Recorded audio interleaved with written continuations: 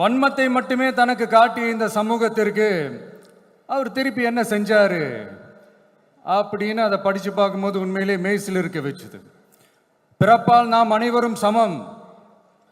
நீ எந்த சாதியில பிறந்திருந்தாலும் எந்த மதத்தை பின்பற்றினாலும் சட்டத்தின் முன் நாம் அனைவரும் சமம் அப்படிங்கிற ஒரு உயரிய கோட்பாட்டை உறுதி செய்யும் நம் நாட்டின் அரசியல் சாசன சட்டத்தை வழங்கி நம்ம நாட்டில் இருக்கிற எல்லாருக்குமே ஒரு பெருமை தேடி தந்தவர். இன்னைக்கு ரிலீஸ் பண்ற இந்த புக்கில் எல்லோருக்குமான தலைவர் அம்பேத்கர் அப்படின்ற அந்த புக்கில் ஒரு 100க்கும் மேற்பட்ட கட்டுரைகள், நேர்காணல்கள் எல்லாமே இருக்குது.